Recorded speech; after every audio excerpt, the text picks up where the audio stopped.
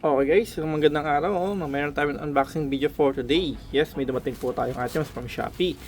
So, ito na po yung ating items. At naka-plastic lang po siya. Meron siyang label. At meron naman siyang bubble wrap na nararamdaman natin, no? So, check na po natin siya kung okay naman yung items na pinadala sa atin. Okay, so ito nakaka-bubble wrap na po siya, no? Yan, buksan natin siya dito. Yan.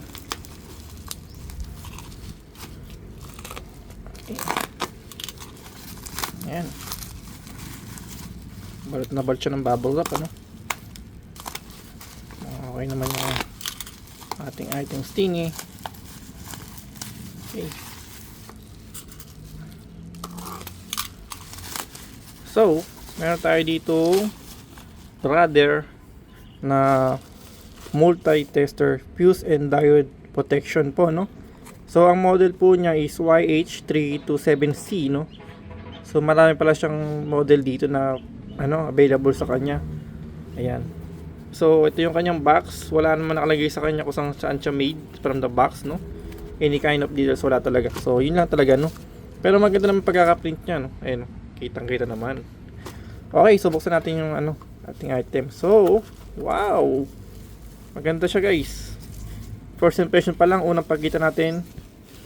Okay, so meron tayo itong multi-tester. Ayan. So meron siyang direct current voltage and alternate current voltage. Meron siyang ohms. Tapos ayan, meron siyang DCMA. Ito yung sa DC10A, positive and negative adjuster niya. So naka-off siya ngayon, guys, pero mabigat siya, so parang may battery na, no? Okay, battery fuse and cover open. Meron siyang pinaka parang sandalan niya, no? Yan, meron siyang pinaka backrest dito sa likod. So yung battery niya parang andito na siguro, no? Check natin para mas makita natin siya, no? Ito siya. Mukhang nilagay na yung battery dito. Okay, so check natin. So yun nga, so nilagay na yung battery, no? So peak and power heavy duty. Meron siyang go light dito, no? So meron siyang fuse at ayan, nakalagay naman dyan. So yun na pala, nakalagay na pala yung battery, guys. So ready to use na to. Sabagay, si seller naman sinend niya yung picture na tinested daw nila to.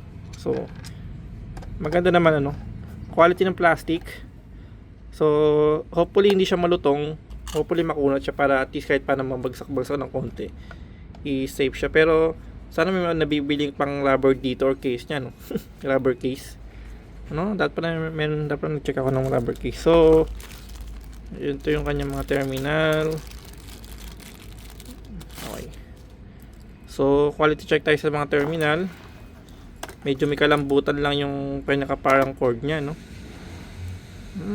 Pero siguro standard, pwede na. Okay. Tapos ayan. Okay. Yun lang siya, no? Alas walang Okay, then ito meron siyang operator's instruction manual. English naman siya, guys,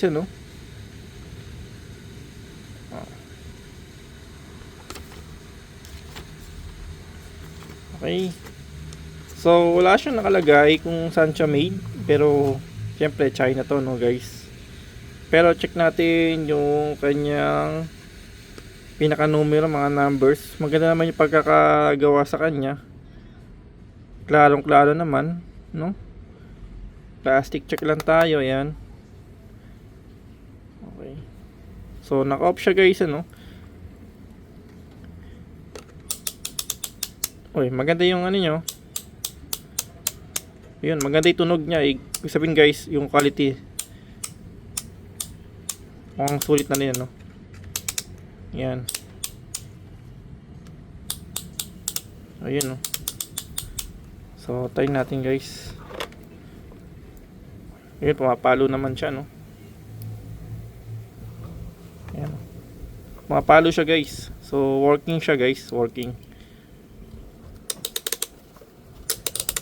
Wala pa tayong battery dito. Wala pa tayong battery, pero ayun. Okay. Check natin kung may continuation to, no.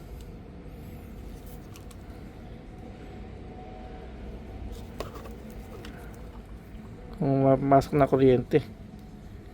Ay, teka. Sorry, di pa natin ma-check dito, no. Parang yun.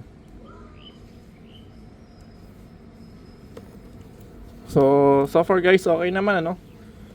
Safe naman yung ating items. All goods naman. So wala lang talaga siya kung saan siya gawa. Pero syempre China naman talaga possible to. So sa presyo niya, tingin nyo kung sulit na ba ganitong klaseng brother na YH327C, or kung ito ba ay may mga fake, or ito ba yung original talaga na ano ng brother. Pero first impression lang, mukhang okay na rin. May kabigatan dahil sa battery siguro, no. Pero yung loob, dito ma-check na ito yung loob, hindi na mabubuksan. Pero yun nga, ayan. So ngayon, sa ngayon lang guys, ito lang muna, and thank you for watching po, no.